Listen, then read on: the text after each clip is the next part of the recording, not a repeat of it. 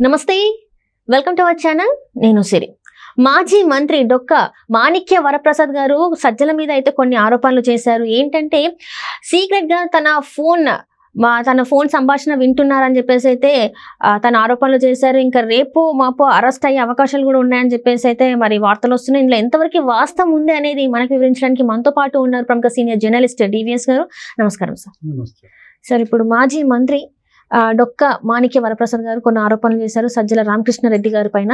ఏంటంటే సీక్రెట్ గా తన ఫోన్ సంభాషణ వింటున్నారని చెప్పేసి, ఏంటంటే కుల మత రాజకీయాలు చేస్తున్నారు, వాళ్ళ అంటే మనుషుల మధ్య విభేదాలు ఏర్పడేలాగా వాళ్ళు మాట్లాడుతున్నారని చెప్పేసి తను మాట్లాడడం జరిగింది. ఇంకోటి ఏంటంటే తను అరెస్ట్ చేయాలి, ఇది తప్పు అని చెప్పేసి తను మాట్లాడడం అయితే జరిగింది. దీన్ని అసలు మరి నిజంగానే మరి తన అరెస్ట్ అయ్యే అవకాశం ఉందంటారా లేదంటారా? ఆంధ్రప్రదేశ్లో ప్రభుత్వం మారింది.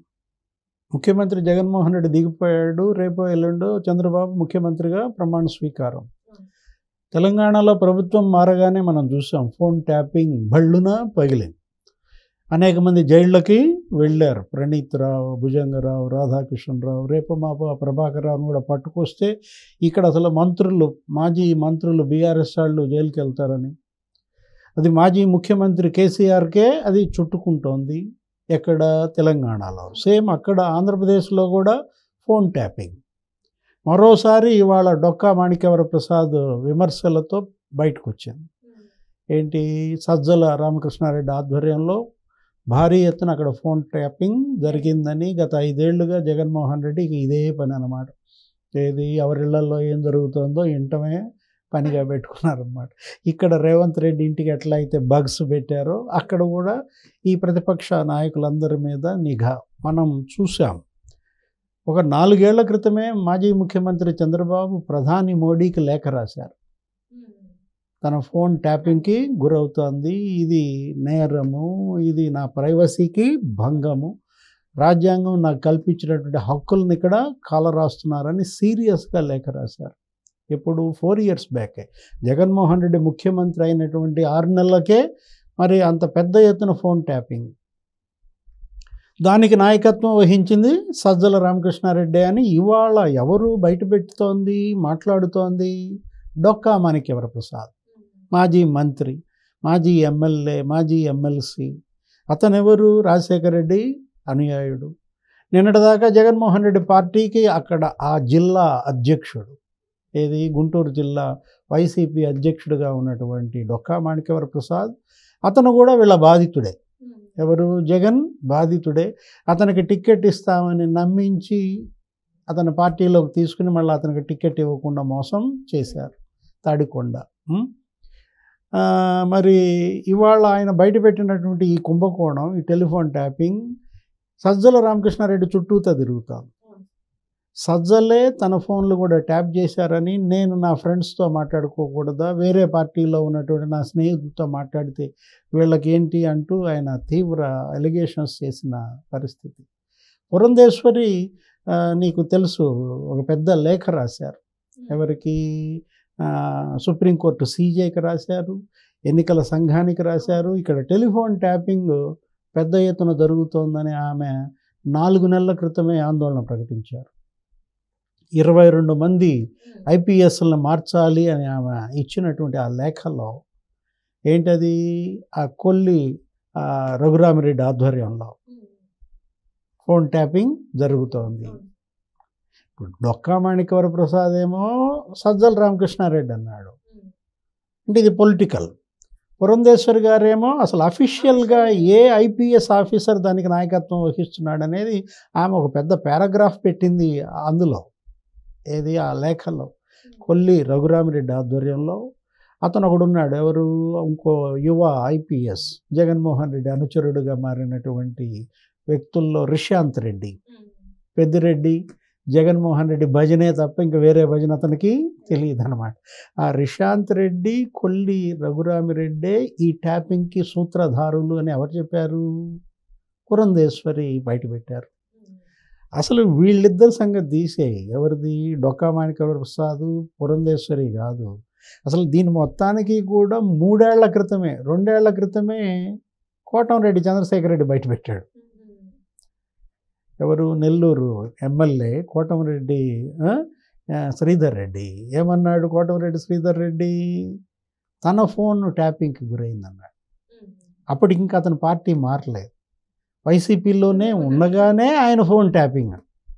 అంటే ముఖ్యమంత్రి జగన్మోహన్ రెడ్డి ఎంత అభద్రతలోకి వెళ్ళారో. సజ్జల రామకృష్ణారెడ్డి పర్యవేక్షణలో ఈ కొల్లి లేకపోతే ఆ రిషాంత్ ఇలాంటి ఐపీఎస్లను అడ్డం పెట్టుకుని ఎలా తన సొంత పార్టీ ఎమ్మెల్యేల పైన కూడా ఎలా నిఘా పెట్టాడో కోటమిరెడ్డి శ్రీధర్ రెడ్డే చెప్పాడు. ఆయన ఎవరితోనో ఫ్రెండ్తో మాట్లాడిన మాటలు వెంటనే పిఎస్ఆర్ ఆంజనేయులు ఫోన్ చేసి అడిగినట్టు, ఐపీఎస్ ఇది ఆ CID chief PSR Anjaneyulu phone చేసి శ్రీధర్ రెడ్డి గారు ఏంటి మీరు ఈ విధంగా అతనితో ఏదో మాట్లాడారంట. నేను అతనితో మాట్లాడింది నీకెలా తెలిసింది అంటే నువ్వు నా ఫోను వింటున్నావు అన్నమాట. ఇప్పుడు వెంటనే శ్రీధర్ రెడ్డి ఏం చేశాడు? పిఎస్ఆర్ ఆంజనేయులు ఎవరినైతే మీరు ఎందుకు అతనితో మాట్లాడారు అని అడిగాడో శ్రీధర్ రెడ్డి ఫ్రెండు అతనికి ఫోన్ చేశాడనమాట. ఏమిరా నువ్వు నా మీద పిఎస్ఆర్కి ఏమైనా చెప్పావా? మన ఇద్దరం మాట్లాడుకున్న మాటలు అలా ఎలా తెలిసాయంటే అతను రామ ఏ ఒట్టు కావాలంటే ఆ ఒట్టు పెడతాను, నేను నువ్వు ఉన్నటువంటి సాన్నిహిత్యానికి మన ఫోన్ నేను చెప్తానా? వెంటనే శ్రీధర్ రెడ్డికి డౌట్ వచ్చింది. అంటే వీళ్ళు చాటుమాటుగా వింటున్నారు. ఇక అప్పుడే అతనికి అసహ్యం వేసిపోయింది. దాంతోనే కదా వైసీపీలో నుంచి అతను బయటకు వచ్చేసేసి తెలుగుదేశం పార్టీలో చేరి బాహాటంగా తిరుగుబాటు. అదే ఇవాళ వైసీపీ పతనానికి కారణం. ఎవరు? కోటమిరెడ్డి శ్రీధర్ రెడ్డితో ప్రారంభమైన నెల్లూరు ముసలం ఆనం రామనారాయణ రెడ్డి, మేకపాటి చంద్రశేఖర్ రెడ్డి, మొత్తం వైసీపీ నెల్లూరంతా ఇదైపోయింది కదా.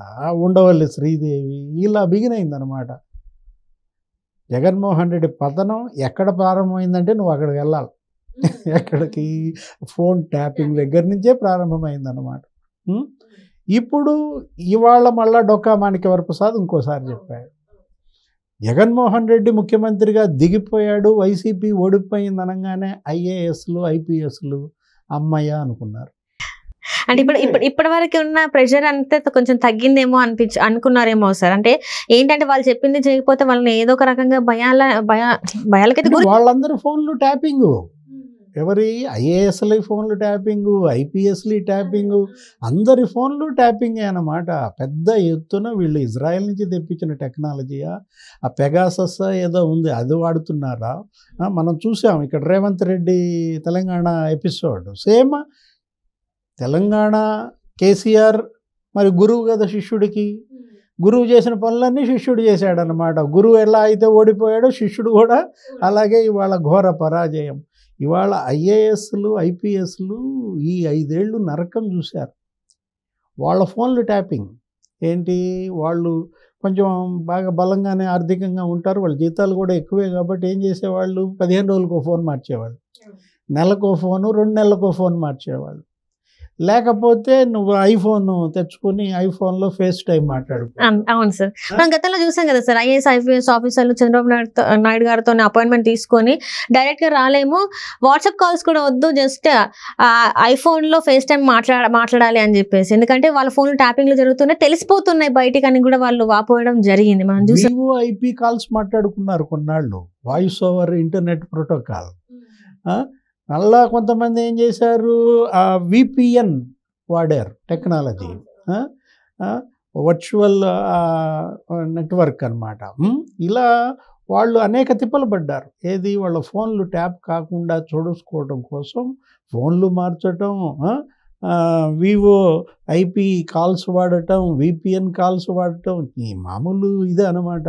జగన్మోహన్ రెడ్డి అతను ఇవాళ టోటల్గా తన పైన తనకే నమ్మకం లేదు, తన కుటుంబ సభ్యులపైనే తనకి నమ్మకం లేదు. షర్మిల ఫోన్లు ట్యాప్ చేసి ఉంటారు, సునీత ఫోన్లు ట్యాప్ చేసి ఉంటారు. అతను ఇంకా ట్యాప్ చేయని ఫోన్లు లేవని మనకి ఇక్కడే అర్థమైపోతుంది నీకు. అంటే ఇప్పుడు మరి మాణిక్యరావు గారు చెప్పినట్టు అరెస్ట్ అయ్యే అవకాశం ఉందంటారా? ప్రభుత్వం మారగానే వీటన్నిటిపైన మరి వాళ్ళు కూడా కమిషన్లు వేస్తారు. ఇక్కడ ఎట్లా అయితే మరి ఎంక్వైరీ జరిగిందో, ఎస్ఐబి సీక్రెట్ ఇంటెలిజెన్స్ ఇక్కడ బ్యూరో వాడు ప్రణీత్ రావుని పట్టుకోగానే ఏమైంది? మొత్తం ఎక్కడెక్కడ ధ్వంసం చేశాడు, హార్డ్ డిస్కులు, మూసీ నదిలో ఏం వేశాడు, నల్లమల అడవుల్లో ఏం వేశాడు, తీగ లాగితే డొంక అంత కదల్లా. అమెరికా నుంచి ప్రభాకర్ రావు ఇప్పుడు లగెత్తుకొచ్చే పరిస్థితి అనమాట. రాధాకిషన్ రావు స్పష్టంగా మొత్తం అన్నీ బయట పెట్టేశాడు. ఏంటి, ఎవరెవరు ఫోన్లు ఎలా ట్యాప్ చేశారు, 10 లక్షల ఫోన్లు ట్యాప్ చేశారంటే ఎక్కడ, తెలంగాణలో. రియల్టర్లు, సినిమా వాళ్ళు, ప్రతిపక్ష నాయకులు, జర్నలిస్టులు, హైకోర్టు జడ్జిల ఫోన్లు కూడా ట్యాప్ చేసిన దీంట్లో ఆ జడ్జిలు ఇవాళ దానిపైన సీరియస్ అయ్యారు. ఏది, అసలు ముందు అదేదో ఆ ఫైల్ మాకు పంపండి అన్నారు. ఇప్పుడు అది మరి సిబిఐ ఎంక్వైరీ దాకా వెళ్ళొద్దో లేదో చూడాలి. ఏది, తెలంగాణలో. అక్కడ హైకోర్టు జడ్జిల ఫోన్లు ట్యాపింగ్ జరిగాయి. ఎక్కడ, ఆంధ్రప్రదేశ్లో. జగన్మోహన్ రెడ్డి పతనానికి ఫోన్ ట్యాపింగే కారణం. Right sir, right. Thank you so much sir.